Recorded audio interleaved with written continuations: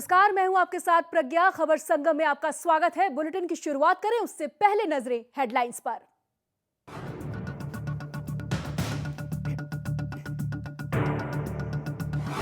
आरक्षण की चपेट में हरियाणा, दिल्ली तक पहुंची आग, हालात हुए बेकाबू, सेना ने संभाला मोर्चा।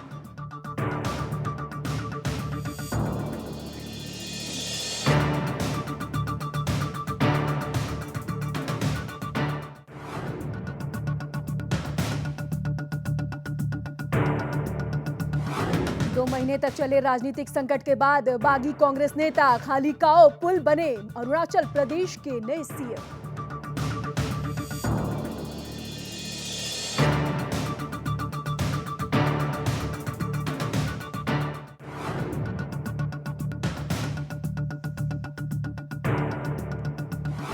तिहाड़ के अलग सेल में कन्हैया, एनएचआरसी का दावा कोर्ट में फिक्स थी। कन्हैया की पिटाई, राष्ट्रवादी मानवाधिकार आयोग ने सुप्रीम कोर्ट में जारी की रिपोर्ट।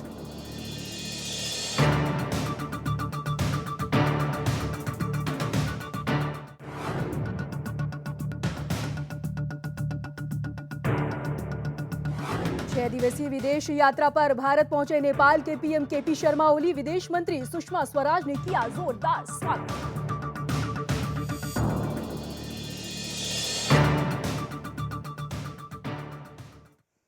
तो चलिए बुलेटिन की शुरुआत करते हैं इस वक्त की सबसे बड़ी खबर के साथ। जी हां, आपको बता दें कि हरियाणा में जिस तरह से आरक्षण की आग भड़की हुई है, वो आग और ज्यादा तेज हो गई है। तो इस वक्त की बड़ी खबर से आपको रूबरू करा दें। आरक्षण की आग की चपेट में पूरी तरह से हरियाणा आ गया है। कहा जा सकता है कि हरियाणा का हर शहर इस वक्त आरक्षण की आग में जल रहा है। तो इस वक्त की बड़ी खबर से आपको रूबरू करा दें, दिल्ली तक ये आरक्षण की आग पहुंच चुकी है। आपको बता दें कि दिल्ली तक ये आरक्षण की आग पूरी तरह से पहुंच चुकी है। हालात पूरी तरह से बेकाबू हो गए और हालात पर काबू पाने के लिए सेना के जवानों की भी मदद ली जा रही है। तो आपको बता दूं, इस वक्त की बड़ी खबर, कई ट्रेनों को रद्द कर दिया गया है। आपको इस वक्त की बड़ी खबर से रूबरू करा दें, 550 से ज्यादा ट्रेनें इस वक्त रद्द कर दिया गया है। तो इस वक्त की बड़ी खबर से आपको रूबरू करा दें, आरक्षण की चपेट में हरियाणा पूरी तरह से जल रहा है और दिल्ली तक, तो आपको बता दें कि दिल्ली तक ये आग पूरी तरह से पहुंच चुकी है और कई शहरों में हालात पूरी तरह से बेकाबू हो गए हैं। तो आपको बता दूं कि हरियाणा में जिस तरह से जाट आरक्षण का मुद्दा गरमाया हुआ है और अब ये आग पूरी तरह से बेकाबू हो गई है और आरक्षण की चपेट में हरियाणा के साथ साथ अब दिल्ली भी आ गया है। आपको बता दूं कि ये 6 तस्वीरें आप अपने टेलीविजन स्क्रीन पर देख रहे हैं। हरियाणा के अलग अलग शहरों की तस्वीरें हैं। फरीदाबाद, रोहतक, भिवानी, करनाल और नरवाना के साथ साथ सिरसा की भी तस्वीरें आपके सामने पेश कर रहे हैं, जहां पे हर जगह हालात पूरी तरह से बेकाबू हो रहे हैं। कहीं आगजनी की जा रही है, कहीं ट्रेन को रोका गया है।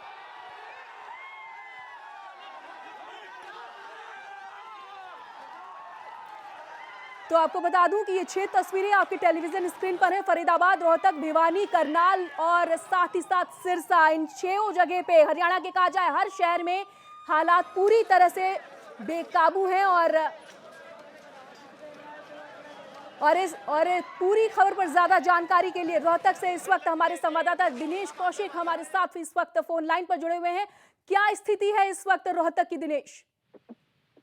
जी बिल्कुल प्रज्ञा, मैं आपको बताना चाहूंगा, काफी तनावपूर्ण माहौल है इस वक्त। बहुत ही भयानक स्थिति हम कह सकते हैं।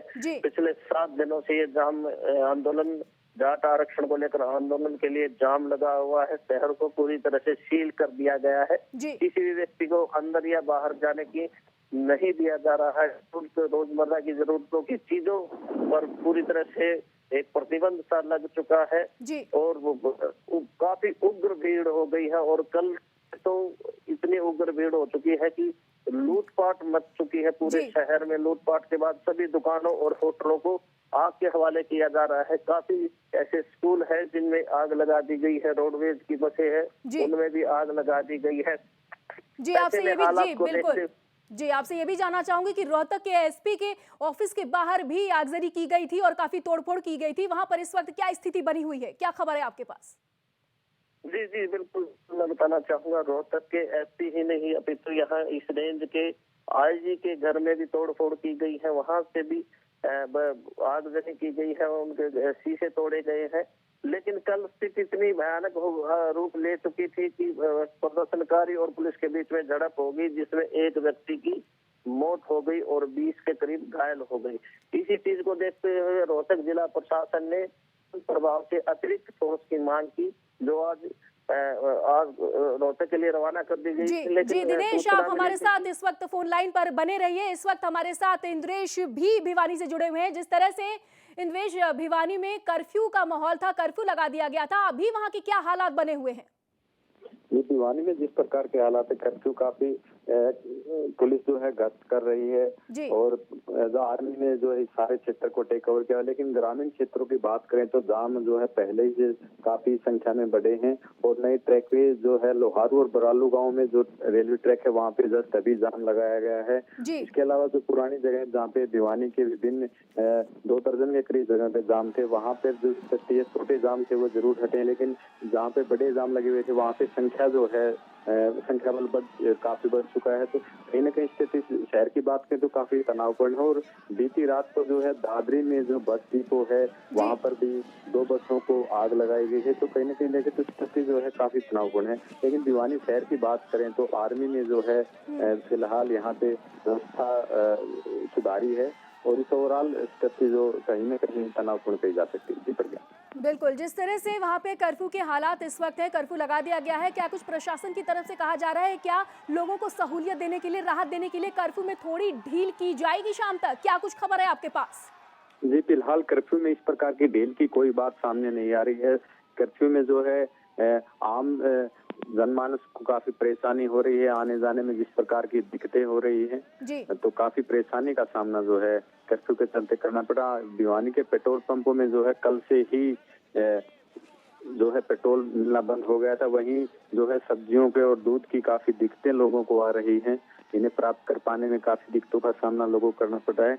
कर्फ्यू में ढील की बात करें तो इस बारे में अभी तक प्रशासन की तरफ से कुछ भी बात सामने नहीं है। हालांकि जो है मार्च पास्ट करते हुए जैसे यहाँ से आर्मी गुजरी वो सिर्फ यही करे कि आप अपने घरों में बने रहिए और जो है कर्फ्यू लगा हुआ है, इस प्रकार की बातें सामने आ रही। जी बिल्कुल, आप बने रहिए हमारे साथ, आपसे हम आगे भी अपडेट लेते रहेंगे। तो आपको बता दूं कि आंदोलनकारियों का इस पूरे मसले पर क्या कुछ कहना है वो भी आप सुनिए।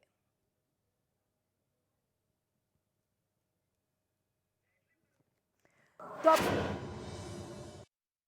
हमारी प्रथम प्रायोरिटी आज के दिन और कल भी और आज के दिन भी ये है कि हम सब प्रथम कानून व्यवस्था को कायम करें। हमने सीनियर अधिकारी यहाँ से भेज दिए हैं जिसकी सूचना आपके पास ऑलरेडी है। सभी अधिकारी मौके पे पहुँच गए हैं। वो सभी अधिकारी अपने अपने इलाके में फ्लैग मार्चेस को लीड कर रहे हैं, कंट्रोल कर रहे हैं, सुपरवाइज कर रहे हैं। देखिए कोई भी इंटेलिजेंस फेलियर नहीं है क्योंकि ये सिचुएशन बड़ी डायनामिक है और एक एक मिनट पे लोग प्लान बदल रहे हैं और नई नई स्ट्रेटेजी बना रहे हैं। जैसे ही स्ट्रेटेजी बनती है और क्योंकि ये आप देख रहे हैं कि बहुत ही वाइड स्प्रेड है तो उसको हमें भी अपनी स्ट्रेटेजी उसी हिसाब से काउंटर करने के लिए चेंज करनी पड़ रही है। और हमारी ये सोच थी कि सबसे पहले एजिटेटर्स को बातचीत के माध्यम से उनको एंगेज किया जाए, उनकी जो समस्याएं हैं, जो उनकी डिमांड्स हैं, उनको हाईएस्ट लेवल पे कंसीडर किया जाए। उन सारी कंसीडरेशन के बाद सर ये सारा प्रोसेस तो सरकार का था जो बातचीत का था। हरियाणा पुलिस नहीं लग रहा कि बेबस है, अभी तक कोई गिरफ्तारी भी नहीं हो पाई। नहीं, ये ऐसा नहीं, ऐसा है नहीं,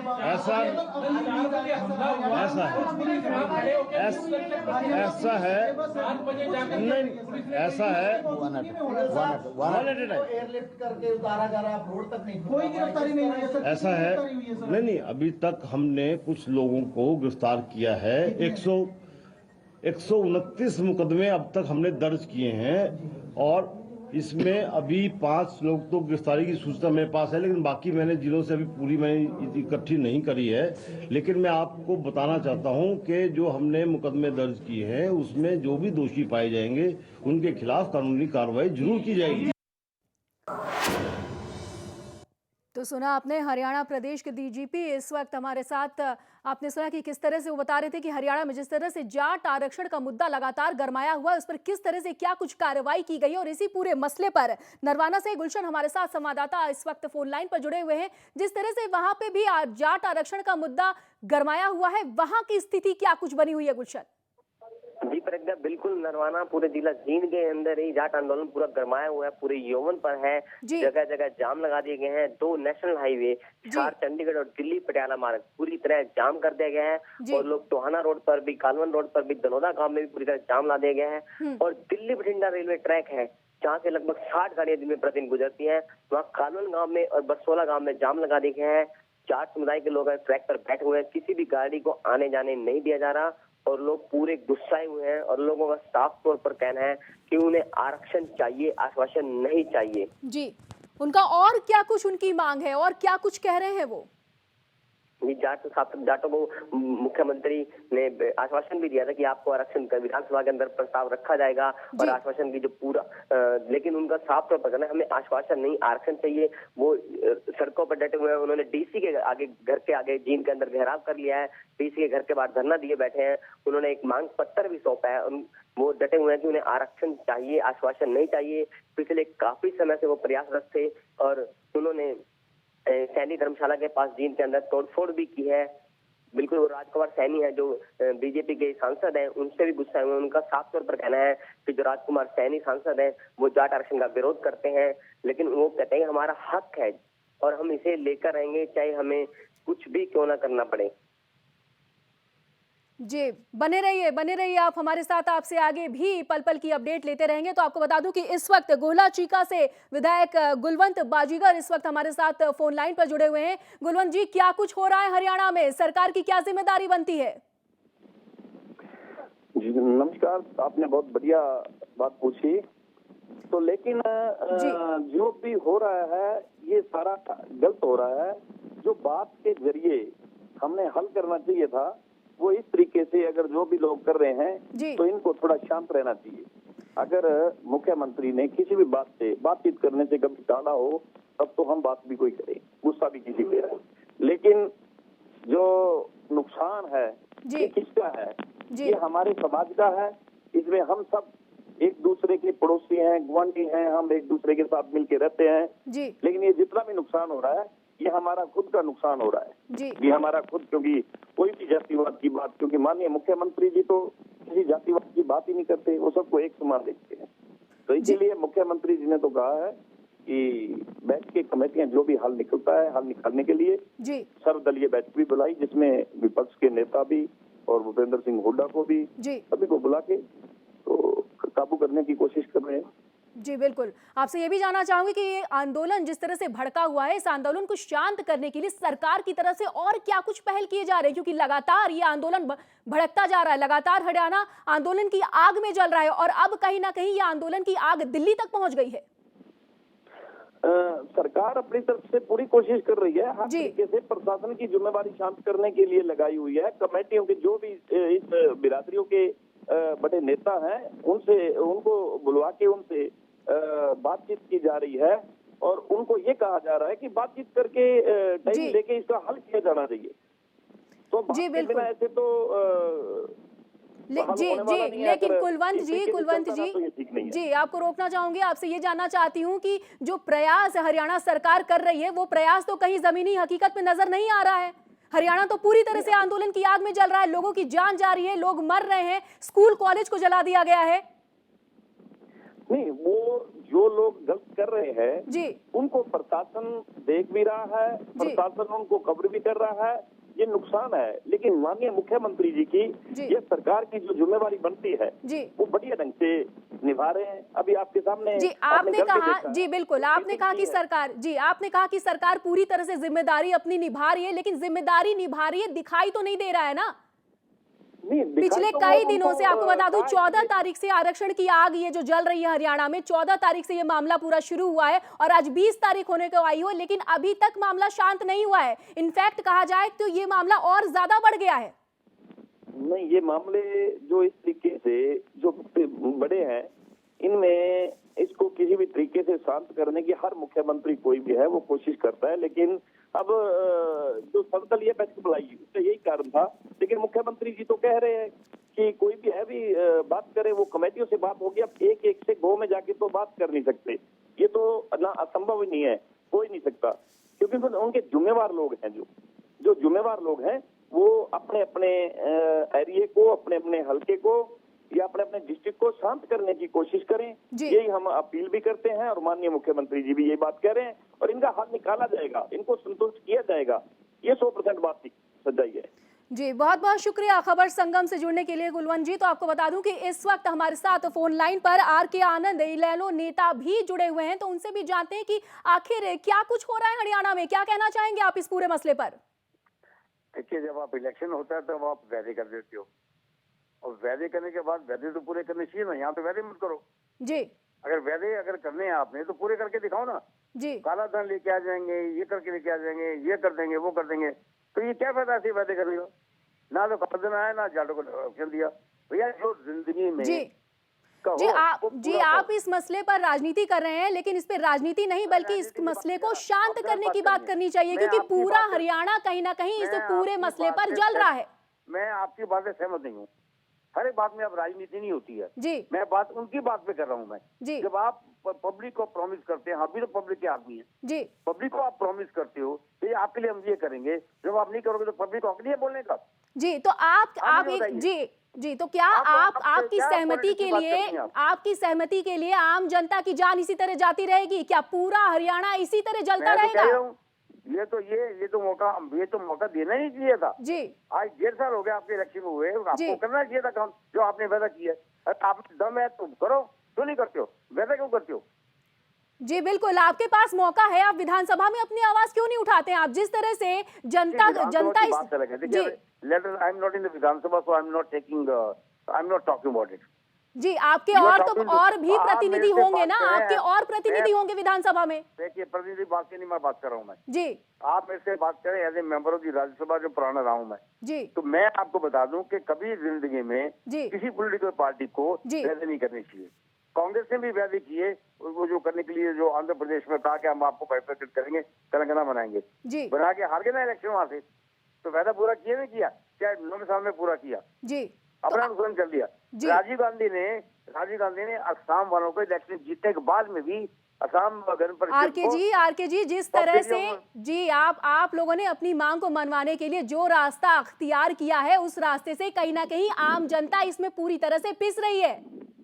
भैया आप किसकी बात कर रहे हो? आप कैसे कहते हो कि आपके नेशनल लोक दल और कांग्रेस इन्वॉल्व है इस मामले में? कहीं भी नहीं है भाई। जब आप तस्वीरें आपके सामने हैं आरके जी, आप क्या बात कर रहे हैं? तस्वीरें आपके सामने हैं। तस्वीरें तो भाई इंडिविजुअल वर्कर जो आते हैं वो तो करते ही हैं। इंडिविजुअल क्या होता है? क्या इंडिविजुअल जो वर्कर करते हैं वो पब्लिक नहीं है क्या? वो जाट लोग नहीं है क्या? जी बहुत बहुत शुक्रिया आरके जी। जी बहुत बहुत शुक्रिया खबर संगम के साथ जुड़ने के लिए। तो आपको बता दूं कि इस वक्त हमारे साथ फोन लाइन पर जाट नेता पवन भी जुड़े हुए हैं। क्या कुछ कहेंगे पवन आप? मैं ये कहना चाहूंगा मैडम कि आज हमारी पूरी बिरादरी सड़कों पर है जी, और आज से नहीं, हम 1 साल से धरना प्रदर्शन रैली कर रहे हैं, हमारी कहीं नहीं सुनी गई, और अब हम आर पार की लड़ाई के मूड में और आरक्षण हम लेकर रहेंगे। जी पवन जी बिल्कुल, आप आर पार की लड़ाई के मूड में हैं, लेकिन आपकी आर पार की इस लड़ाई में आपकी मांग की वजह से जिस तरह से पूरा हरियाणा आज जल रहा है, कहाँ तक जायज है ये? नहीं, जब हमारे 3 नौजवानों को मार दिया गया, पूरा हरियाणा तो उसी समय जल गया था जब हमारे नौजवानों की बलि ली गई सरकार द्वारा। मैं स्पष्ट रूप से बता देना चाहता हूँ कि हमने सरकार से शांतिपूर्वक मांग रखी, तब तो सरकार ने हमारी सुनी नहीं। अब तो मजबूरी में आकर हमें आर पार की लड़ाई लड़नी पड़ रही है, इसमें जात समाज का कोई कसूर नहीं है। तो क्या ये आपकी जिम्मेदारी नहीं है? जिस तरह से हरियाणा में इस वक्त आगजनी हो रही है, हरियाणा पूरी तरह से तहस नहस हो गया है, वहां का जनजीवन अस्त व्यस्त हो गया है, वहां की जनता घर से बाहर नहीं निकल पा रही है, स्कूल कॉलेज में आगजनी की जा रही है, क्या आप इसकी जिम्मेदारी लेंगे? देखिए, जिम्मेवारी की बात मैं बता देना चाहता हूँ, जाट समाज का कोई भी व्यक्ति हिंसक नहीं है, हम अहिंसक आंदोलन चला रहे हैं। लेकिन जिस तरह से हरियाणा जल रहा है, आप उसे अहिंसक आंदोलन कहते हैं? ये हरियाणा चल रहा है। आपके सामने, माफ करिएगा, आपके सामने तस्वीरें मौजूद हैं और तस्वीरें कभी झूठ नहीं बोलती हैं। आप तस्वीरों में देख सकते हैं किस तरह से हरियाणा में पूरी तरह से आगजनी हो रही है। हरियाणा का जगह जगह, कहा जाए चप्पा चप्पा, हरियाणा इस जाट आरक्षण की आग में जल रहा है और कहीं ना कहीं ये जाट आरक्षण की आग जो है वो अब दिल्ली तक पहुंच गई है।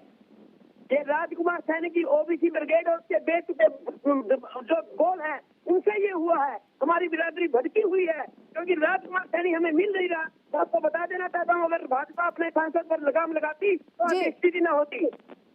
कई लोगों की जान गई है इस जाट आरक्षण में, क्या आप उसकी जिम्मेदारी लेंगे? कौन जिम्मेदार है उनकी मौत का?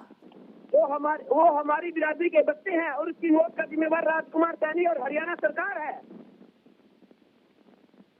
क्या कुछ मांगे हैं आपकी, और क्या मांगे आपकी, बताइए। सीधी बात, एक मांग, सीधी मांग, ओबीसी का आरक्षण हमें दे और राजकुमार सैनी को जाट समाज को सौंपे। तो क्या आपका जो ये आंदोलन है वो शांतिपूर्ण ढंग से संपन्न नहीं हो सकता है? क्या आप अपनी मांगों को इस तरह से, जिस तरह से हिंसक तौर पर आप रख रहे हैं? जी, एक साल से कभी मुख्यमंत्री की ड्यूटी पर, कभी प्रधानमंत्री की ड्यूटी पर जाट शांतिपूर्वक बैठा हुआ था, तब किसी ने नहीं कहा। हमने धरने किए, प्रदर्शन किए, रैलियां की, तब हम बिल्कुल शांत थे। लेकिन जो राजकुमार सैनी ने हमारी कौम को गाली दे देकर कौम को आज इस रास्ते पर खड़ा होने पर मजबूर कर दिया है। जी, बहुत बहुत शुक्रिया खबर संगम से जुड़ने के लिए, बहुत बहुत शुक्रिया आपका। तो आपको बता दूं कि इस पूरे मामले पर जाट नेताओं का क्या कुछ कहना है, आप वो भी सुनिए। जाट आरक्षण मुद्दे को यदि किसी ने तिल्ली लगाने का काम करा है तो वो मौजूदा सरकार है। मौजूदा सरकार ने एक एमपी को खुला छोड़ रखा है जो एक जाति विशेष को दिन रात गाली निकालने का काम करता है। हम अपने हक की लड़ाई के लिए ओबीसी के अंदर 27% आरक्षण में शामिल करने की मांग कर रहे हैं। सरकार गुमराह कर रही है कि ये जो है ये सुप्रीम कोर्ट ने रोक लगाई हुई है। आज राजस्थान, यूपी, दिल्ली के अंदर, स्टेट के अंदर जाटों को ओबीसी के अंदर आरक्षण मिला हुआ है। अगर मौजूदा सरकार की नीयत साफ है, ये अगर प्रदेश की व्यवस्था को सुधारना चाहती है तो तुरंत विधानसभा का सत्र बुलाकर और विधेयक को पारित करे कि हरियाणा में तो हम जाटों को ओबीसी में शामिल करते हैं और केंद्र सरकार को शामिल करने के लिए अधिसूचना जारी कर केंद्र सरकार के पास भेजे, जो कि आज के दिन चाहे हरियाणा की बात करें चाहे केंद्र की सरकार की बात करें, अल्पमत की सरकार नहीं है, दोनों सरकारें बहुमत की। प्रशासन ये चाहता है कि ये मैनेज-1 पे ना है, ये लाइफलाइन है। हाँ। पर जिस तरह पूरे हरियाणा में हमारे जाट भाई संघर्ष कर रहे हैं, उनके संघर्ष को देखते हुए हम उनके साथ हैं। जो हमें आरक्षण देगा मुख्यमंत्री मनोहर लाल खट्टर, उससे कम कोई आर्थिक नहीं, कोई 10% नहीं, पूरा कोटा चाहिए, उससे कम पे कोई समझौता नहीं। आज हम अपनी रणनीति बनाएंगे। अगर आज सर्वदलीय बैठक में हमें आरक्षण दे दिया जाता तो इस सरकार की तरफ से हमें बड़ी खुशी, और नहीं देते तो कल पूरे जिला पानीपत के जाट 15,000 की तादाद में यहाँ इकट्ठे होंगे। ऐसा हम लोग यहाँ शांतिपूर्ण तरीके से बैठे हैं और अगर हम कुछ करना भी चाहें तो प्रशासन इतना ज़्यादा यहाँ संख्या में लगा हुआ, अगर हम कुछ करेंगे भी तो प्रशासन पूरा लठ लेकर तैयार है। क्या इस देश के अंदर कोई शांति प्रिय अपनी बात भी नहीं रख सकता? तो प्रशासन को थोड़ा सा यहाँ से हाँ एक तरफ होना चाहिए। इस वजह से लोग, जाट समाज के लोग काफ़ी वो हैं, वो यहाँ पहुँच भी नहीं पा रहे हैं। प्रशासन यहाँ हज़ारों की संख्या में है। अपील पर नहीं करेंगे, हम नहीं अपील को मानेंगे। अपील तो बार बार करते आए हैं, पीछे भी करी है, अब भी करने लग रहे हैं। जब तक विधानसभा में हमारा प्रस्ताव पास नहीं होगा तब तक नहीं मानेंगे। तो चलिए आपको ग्राफिक्स के जरिए बताते हैं कि जिस तरह से हरियाणा में आरक्षण की आग पिछले कई दिनों से लगी हुई है, उससे अब तक क्या कुछ नुकसान हुआ है। आपको बता दूं कि शताब्दी एक्सप्रेस समेत 550 से ज्यादा ट्रेनों को रद्द कर दिया गया है। इसी के साथ ही दिल्ली अमृतसर, दिल्ली फिरोजपुर और दिल्ली श्री गंगानगर और साथ ही साथ दिल्ली सिरसा सहित सभी ट्रेनों को रद्द कर दिया गया है, जिससे वहां से आने जाने वाले सभी यात्रियों को खासी परेशानी का सामना भी करना पड़ रहा है। इसी के साथ ही आपको बता दूं कि हरियाणा रोडवेज सहित करीब 15,000 से ज्यादा बसें बंद है। रेल, सड़क यातायात बुरी तरह से हरियाणा के इस आग में प्रभावित हो चुके, सभी बुरी तरह से बंद हैं। और आपको एक बात और बता दूं कि दिल्ली की सभी सीमाओं को भी सील कर दिया गया है। अब तक तकरीबन 200 करोड़ का नुकसान हो चुका है। आपको बता दूं कि 200 करोड़ का रेलवे का नुकसान हो चुका है। दिल्ली के सभी बॉर्डर सील कर दिए गए हैं और साथ ही साथ आपको एक बात और बता दूं कि गुहाना रोड में मौजूद 3 स्कूलों में भी आग लगा दिया गया है। गुहाना स्कूल में मौजूद 3 स्कूलों को आग के हवाले कर दिया गया है। तो पूरी तरह से आरक्षण की आग में हरियाणा जल रहा है। पिछले कई दिनों से आरक्षण की आग हरियाणा में भड़की हुई है और अब कहीं ना कहीं जनजीवन पूरी तरह से इस आरक्षण की आग से अस्त व्यस्त हो गया है। हरियाणा के कई जगहों पर कर्फ्यू का माहौल है, कर्फ्यू लगा दिया गया है और हालात पूरी तरह से बेकाबू नजर आ रहे हैं।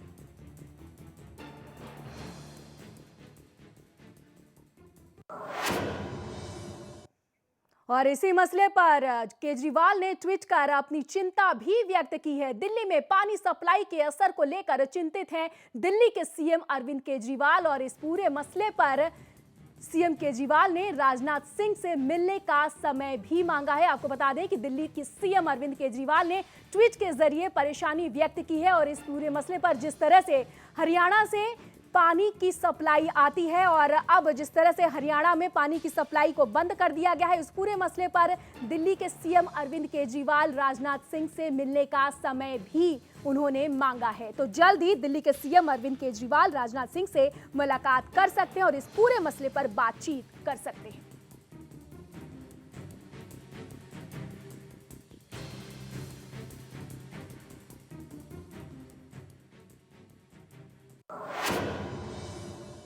तो फिलहाल के लिए इस वक्त की बुलेटिन में बस इतना ही। देश और दुनिया की तमाम बड़ी खबरों के लिए देखते रहिए खबर संगम। मुझे दीजिए इजाजत, नमस्कार।